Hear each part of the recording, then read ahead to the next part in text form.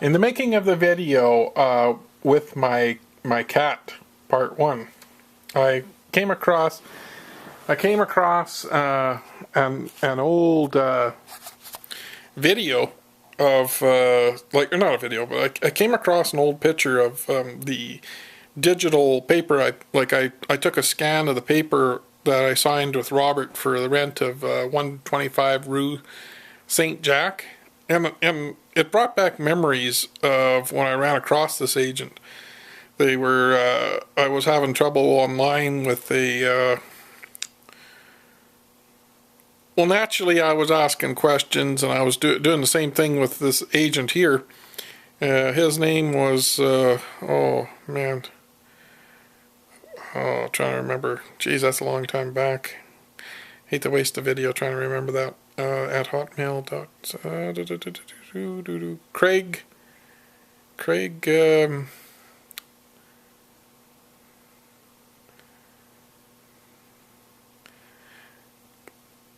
Anyway, his name was Craig. I can't remember anything. Anyway, I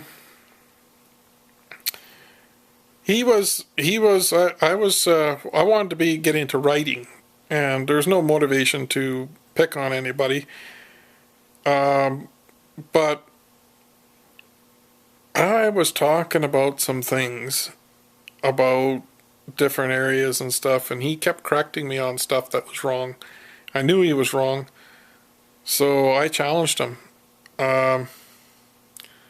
His email, I believe, was cap871@hotmail.com, and his name was Craig Murray.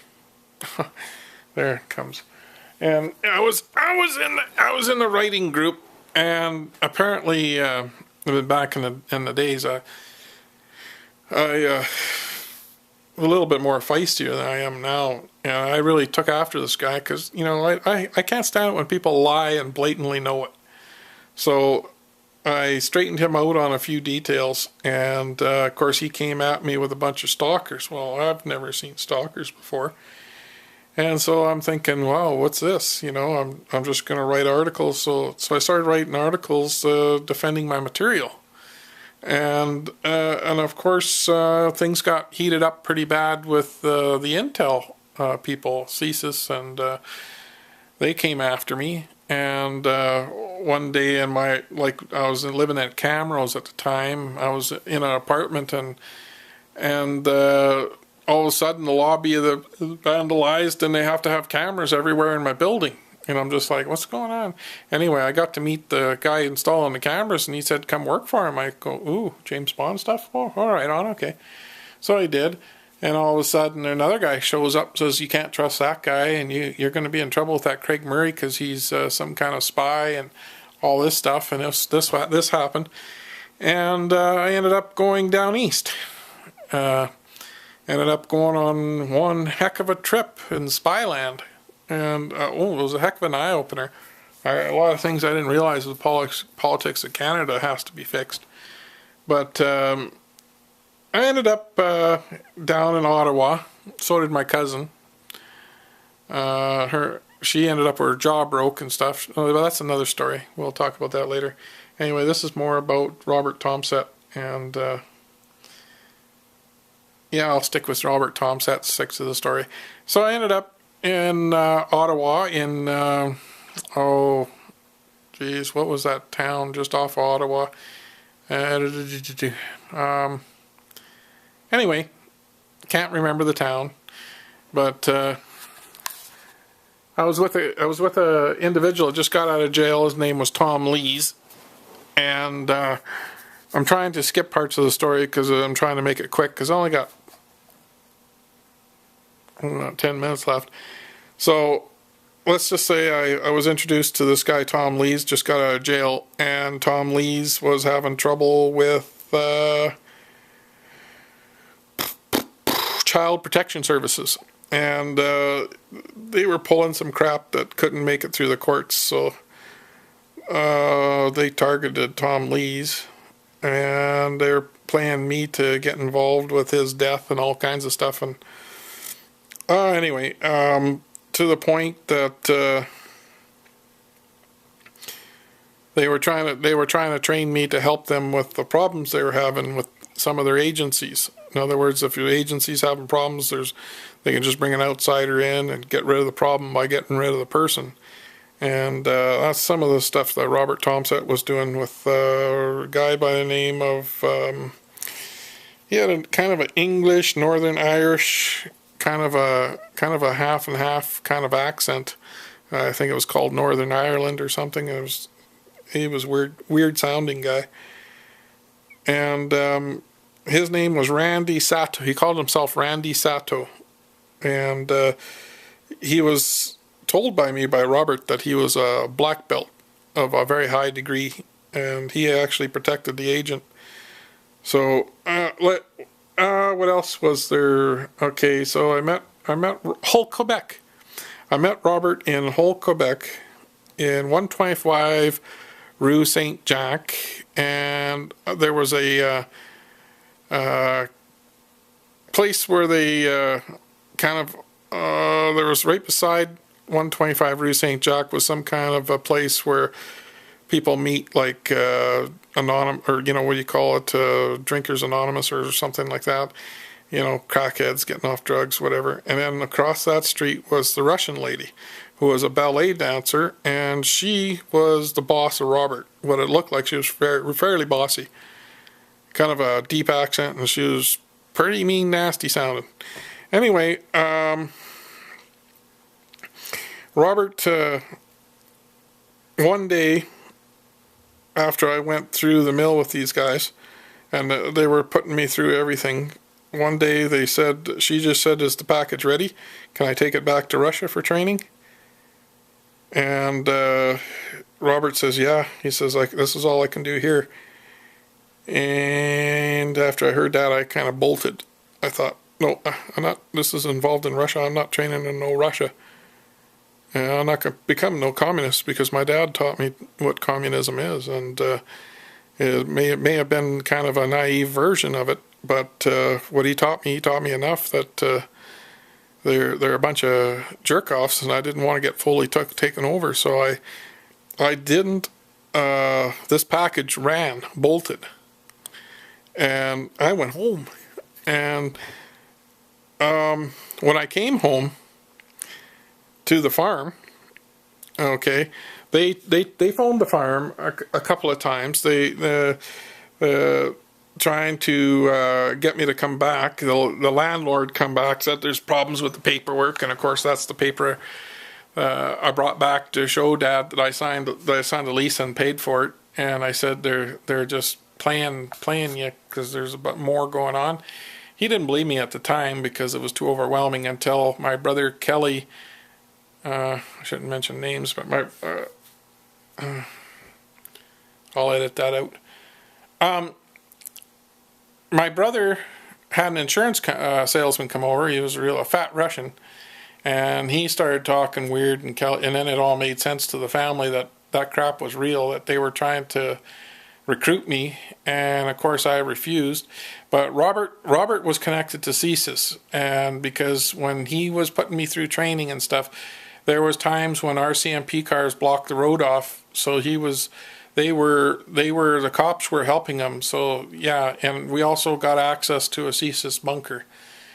So yeah, he was involved with CSIS, so I wasn't with some phony outfit that was connected to the Russians either. And then, of course, these guys infiltrated the family later, and that was the woman. She infiltrated the family as a horse trainer, and she got the young girls interested in the horses, and that's my dad's girlfriend's daughter. And when I actually got a video of them talking about her, and I actually kept that all these years without showing it on the net. That's stuff I hold back, okay? And I hold back for a reason.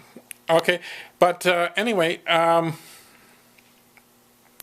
the horse trainer, she was stirring up Brian, and she was trying to make like she was connected to the police. Of course she was, obviously.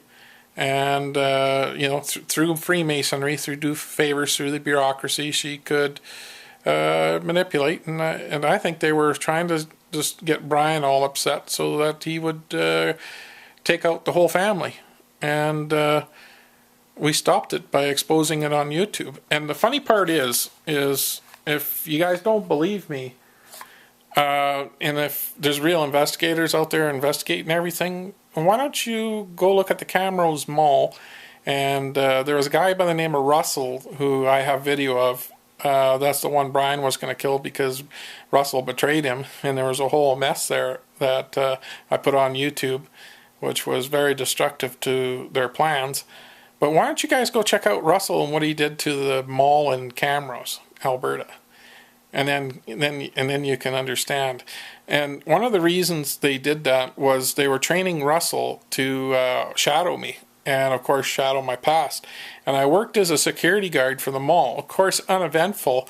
I actually did my job. I kept my eyes open. I did my security job. I worked over Christmas. I had the job for a while because I want to get into detective work, and I want to get enough hours in to get into that.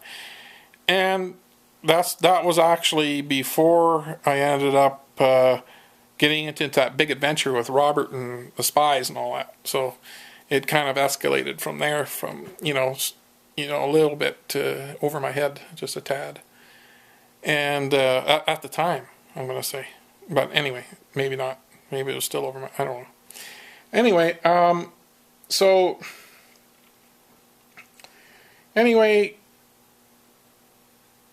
later on, after I got back, when they started gang stalking me and doing weird things, they actually got that Russell to shadow my past and work in that mall and become a private, or not a private investigator, but become a security guard, which worked there. But instead of securing the place, him and his sister robbed the place, and of course they had to cover that up. So yeah, there's little problems there with these guys and their plans and their stupidity. Anyway, Russell was very bad because he exposed a lot of stuff to me, told me a lot of stuff was going on, and he made a mess of things. And of course they backed off trying to kill a family with Brian. They backed off on their plan because I figured there was a nasty plan coming, because man, they were working Brian hard. Brian ended up killing a dog, killing the cat, killing the dog. I'm going to make this my cat part 2 because I'm just explaining what come up to the murder, or not the murder of my cat, but what happened to its face. Anyway, according to,